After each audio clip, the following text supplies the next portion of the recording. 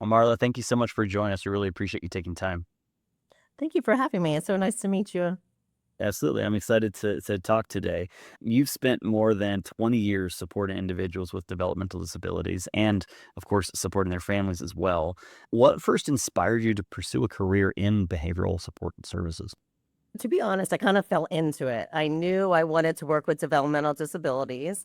I love the population, and I came about this opportunity to work with all developmental disabilities with ages from 3 to elderly. And I thought, what an amazing opportunity. And so when I got into the behavior piece and started to learn, I just found it so amazing to be able to help people of such a large range and to be able to basically have a different day every day. Yeah, it's never the same. It's never the same No, day twice. So you launched Iridescent after a pretty significant life event. How did that experience shape your vision for the organization? it's interesting. You go into this field and you want to help people. And, I felt like I was born to be a helper. And so I was thought, well, I must be good at it because I've been like helping people. This is where I'm drawn to.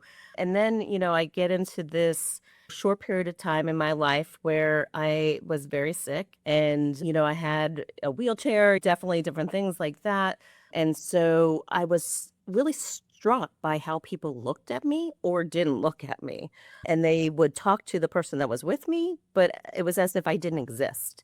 And Mhm. I hadn't seen that side before. I had heard about it, but I didn't truly understand because I was like, well, they have multiple disabilities. Maybe they're saying different things, and maybe people are just uncomfortable. But here I'm somebody that I don't have a disability mentally or cognitively. And so here people were still looking past me like I was nothing. And I had to ask for a lot of help, which was not my go-to. So I feel like it changed the trajectory of how I treat the individuals and their families. And I feel like I look at them and I see all these great things about them, and I make sure I incorporate it into every conversation and interaction so that they know how valued they are as people. Though that's a hard story, and I'm sorry you had to go through it, that's an incredible story at the same time. I think I love that you have that perspective. I don't think I hear that very often. People don't understand the not being seen, I think, aspect of disabilities. Absolutely.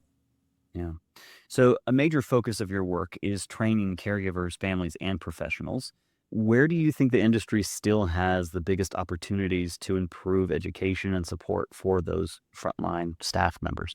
I think a lot of times our field focuses on going in there and focusing on the individual and building their skill. And it's almost like we go in and then go out. And we're not the people that are there day in and day out. And I think that where I would like to see more learning and growth is for clinicians to recognize the people that are there day in and day out have to be able to implement it, and they have to know how to implement it when real life happens, right? So you go into environments, no control, but yet we come in and we control the environment and everything looks a certain way. And so we're asking people day in and day out to implement things that sometimes aren't possible. So I focus a lot of my training on what happens when you're tired. How does this look different? How do you use the principles and the rules and all of those things and still maintain consistency so that you can actually get a longer term progress? And really, the biggest question is, what is progress? What is your actual goal? We go in there and we want to fix, but sometimes it's really just bringing the quality of life for everybody in the environment, including the individual. And I think sometimes everybody else and everything else in the environment is overlooked, including the clinician's role in a situation. So sometimes people have trouble actually even documenting how they impacted the behavior in the room. Absolutely, absolutely. Well, and I love that aspect that you called out. The goal is not always to fix the problem, right? Sometimes the goal is very small or very focused. And I think often clinicians miss that as well because they have kind of the standard set of we want to reduce these behaviors, increase these behaviors, or something along those lines is like, yeah, sometimes and sometimes not, right? Sometimes that's not at all the problem.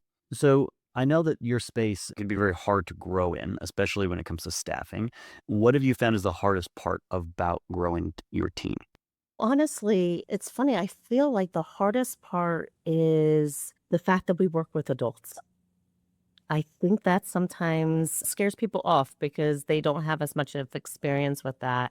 In addition to the fact that we aren't strictly working with autism, we're working with all developmental disabilities. To me, I love it.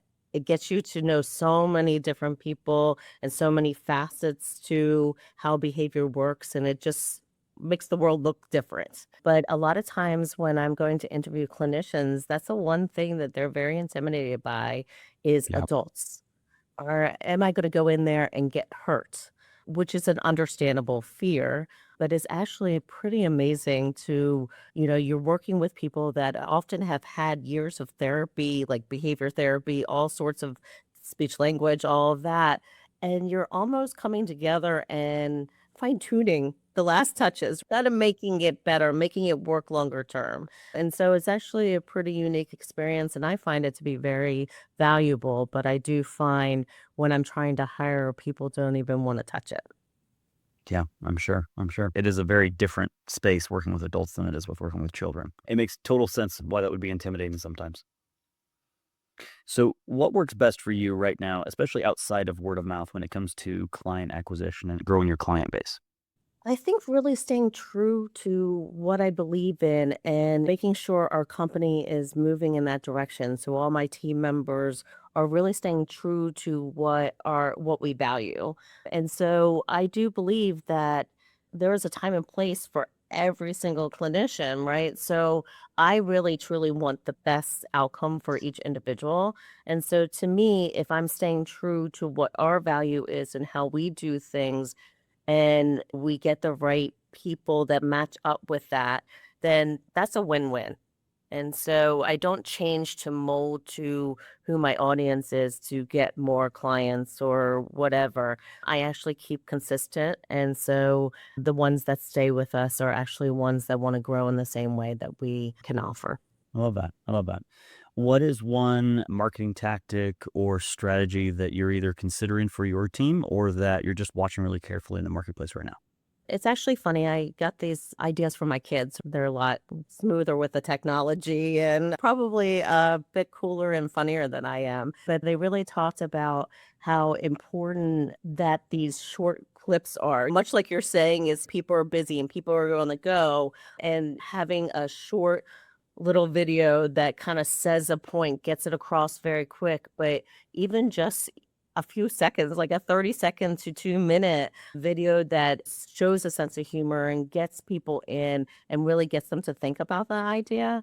Still trying to figure out, I don't necessarily have the tech skills. Like I said, I'm not as cool as my kids, but I do believe that it is what the next stages are.